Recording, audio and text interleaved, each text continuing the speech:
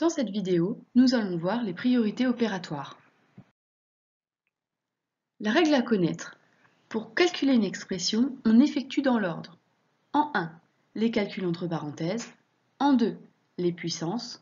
En 3, les multiplications et les divisions. Et en 4, les additions et les soustractions. Nous allons voir quelques exemples. Si tu veux t'entraîner tout seul, tu mets la vidéo sur pause. Premier exemple, A égale 37 moins 6 fois 5. Dans cette expression, il n'y a pas de parenthèse, il n'y a pas non plus de puissance de nombre. On passe donc aux multiplications.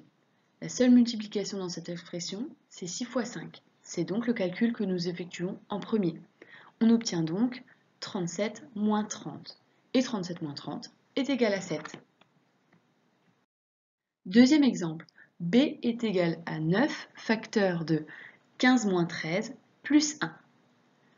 Dans cette expression, il y a des parenthèses. C'est donc le calcul que nous effectuons en premier.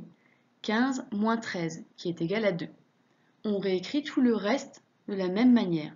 On obtient 9 fois 2 plus 1. Dans l'expression 9 fois 2 plus 1, on recommence. Est-ce qu'il y a des parenthèses? Non. Est-ce qu'il y a des puissances de nombre? Non. Donc, on passe aux multiplications. On fait donc en premier 9 fois 2. 9 fois 2 égale 18. On obtient donc 18 plus 1 qui est égal à 19. Troisième exemple, C est égal à 26 moins 5 au carré.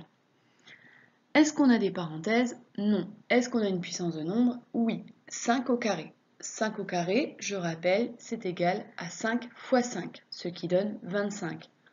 On obtient donc 26 moins 25, qui est égal à 1.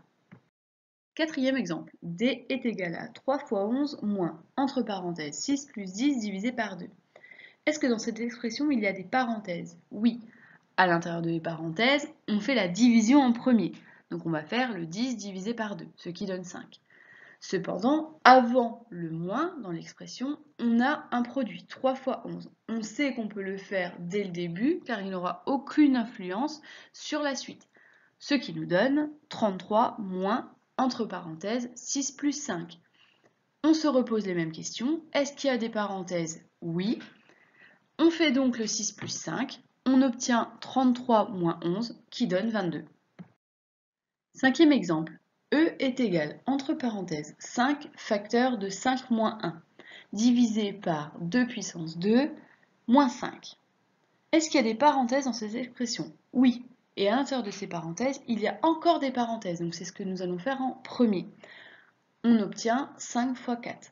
Quand on regarde la deuxième partie de l'expression, on a 2 au carré. On va pouvoir le calculer tout de suite, ce qui n'aura encore aucune influence sur le calcul. 2 au carré, je rappelle que c'est 2 fois 2 qui est égal à 4.